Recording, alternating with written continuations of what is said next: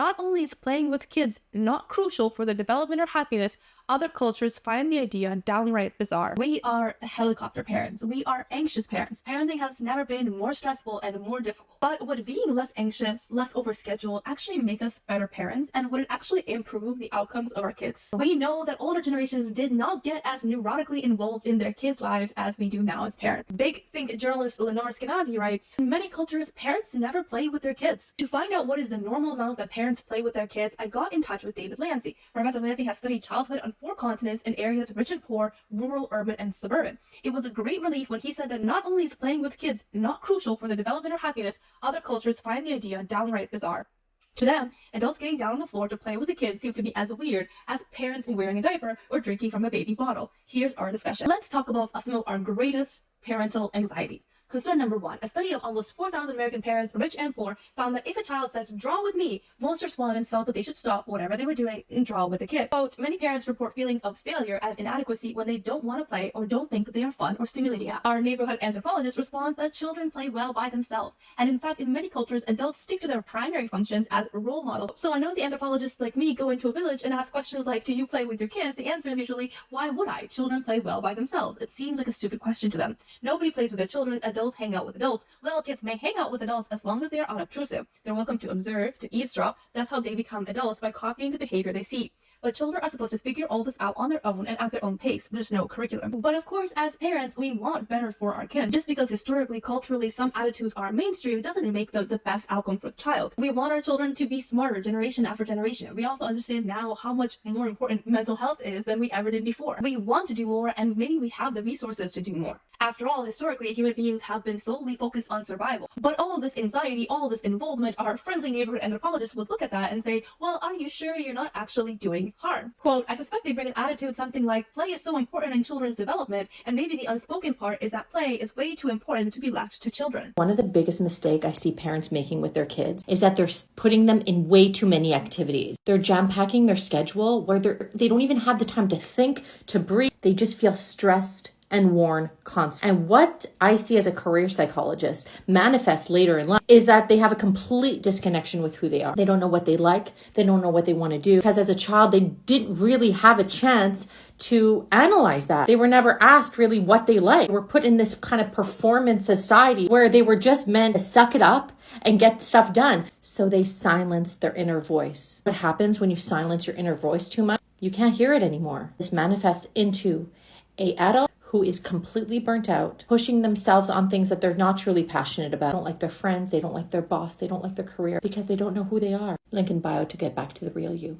Imagine the parent that is hovering over the child, quizzing them on numbers and colors while the child is just trying to play pretend. So here enters the idea of structured learning or parental involvement in a child's life, or what David Lancy refers to as schooling culture. The reason this is called schooling culture is because this is how classrooms are run. Teacher-guided activities, learning from one big master, and generally very little unstructured free time. By adopting schooling culture, we validate a lot of implicit philosophies, such as kids are best taught by adults. When kids are left to their own devices, they are not learning or not learning effectively. Therefore, unstructured play is not equally important to structured play, and basically overall the control and management of children's behavior. A subsequent impact on our culture is anxiety, micromanagement, and helicopter parenting, as well as overall fewer spaces for kids to absorb the environment by themselves. Me and my kids are overscheduled these days. I feel like I was pretty overscheduled as a kid. I was in a lot of sports, was in music, I had friends. And I don't know, I look back at my childhood really fondly. But adults have many limiting beliefs. Adults are absolutely not as creative as children. They might be squashing a child's creativity and motivation by getting involved and pushing their own agendas. This is modeled in behaviors such as quizzing a child or instructing them how to play, or saying, no, let's not do it that way, let's do it my way. Or reinforcing parent-desired metrics, or even metrics that would show up in schooling, which can actually take away from the learning the child is doing on their own. If you trap a child behind a desk for 12 years studying the things that you told them to study, and then 12 years later you're surprised that the child is burnt out and has no direction in life and doesn't know what they want to do. They didn't have the freedom to experience the topics that were interesting to them, that captured their attention, and were always redirected to your rigid and wholly irrelevant goals. They will most certainly forget most of that history lesson, but they would have missed out on a lot of opportunities to build on life skills and maybe just have fun. Mr. David Lancy calls this the tyranny of the teachable moment. Quote, the point is just to remind everybody that these kids turn out just fine. They learn a great deal. We've allowed schooling to influence how we think about child development and parenting, parenting,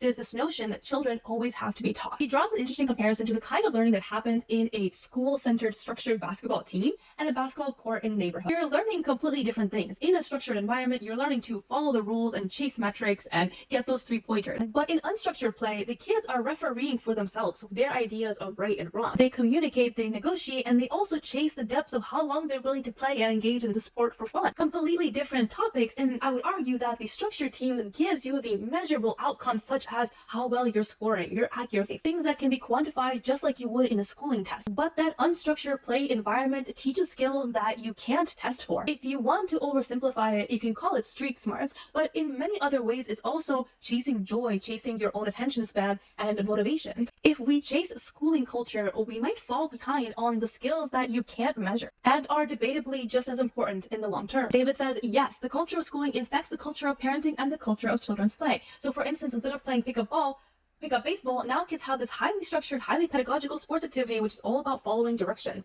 It involves coaches and setting goals and ranking. But all of this is not to say that structured learning is not important. David Lance's entire viewpoint is not from the perspective of the child as much as it is from the parent. In response to, quote, parents don't have to make everything educational, he says, well, if they're happy keeping all those balls in the air, I wouldn't try to talk them out of it. I'm just trying to relieve any sense of guilt or anxiety in terms of not doing enough for their children or not doing it exactly the right way. That's my concern. Having an anthropologist opine on the subject of child rearing is slightly unsatisfying because we want to approach it from a more economics perspective. What can we do that would actually improve the outcome of the child? From an anthropologist's point of view, we'll be fine. As long as we get to a stage where we live well and reproduce, then the children came out okay. And that's not the bare minimum that we want to have. It's that seeing bifurcation of parenthood where we want our kids to be happy and settled and procreate, and at the same time, we want them to pursue the potential in themselves. How do we make sure they chase after their dreams and become all that they can be? Alison Gopnik, a developmental psychologist at Berkeley, agrees with parts of Mr. Lance's argument. In much of the world, parents are unlikely to be the main caregivers, and Americans go overboard with structured parent-child play, which has explicit academic goals. But she says that Lancey vastly understates the interaction between parents and children. In many cultures, mothers hold their babies much, much more than American mothers do, and holding and cuddling a child can be as stimulating and playful as peekaboo. Basically saying that in other cultures of the world, even if the parent is not getting hands-on, sitting next to the child and playing, they might have micro-interactions throughout the day if, for example, you have primarily like a stay-at-home parent type setup, which you don't typically have in the United States, where you have more of like a dual income family setup. When the child doesn't see their parents because they're working all day, maybe it is more critical for those parents to get involved and take that space with their child. Tribal practices aside, the real source of contention is what sort of child rearing advice low-income Americans should be receiving from social workers, psychologists, and other people interested in improving the academic readiness of poor kids. Data shows that children who've played an imaginary game in which a parent pretends to drive with the kids to various locations, having adventures along the way, do better on literacy tests than their peers. Is that the parental involvement, the child attachment, or the learning that comes along with imaginary play? Now, the Surgeon General in the US has recently come out to say that, quote, parental stress is a significant public health issue. The advisory describes how mothers and fathers now work many more hours than in 1985, but also spend many more hours every week on primary childcare, and that doesn't count their total time spent with children. Demands from both work and child caregiving have come at the cost of quality time with one's partner, sleep, and parental leisure time. At the same time, a culture of comparison, often perpetuated online around milestones, parenting, and achievements, has left many families feeling exhausted, burned out, and perpetually behind. Ultimately, if you listen from the perspective of the anthropologist, he'll tell you that the children will turn out okay. Combine that with the Surgeon General's advice that you can't pour from an empty cup. You have to take care of yourself in order to be a better parent. And when you look at the whole picture, it's a reminder that while we don't know anything for certain, our best bet is to have balance between intentionally unstructured learning and structured learning, between parental attention and childhood independence and child-led play. Every time we swing in one direction or the other, we face huge issues such as kids who are unschooled and never learning how to read, or kids getting burned out because they have been scheduled every hour of their lives for the past 10 years. The parents spending a ton of money on 10 different extracurriculars are not necessarily going to have better outcomes for their kids. I really like how that structured learning draws the line to academic outcomes and academic goals, which are not necessarily tied to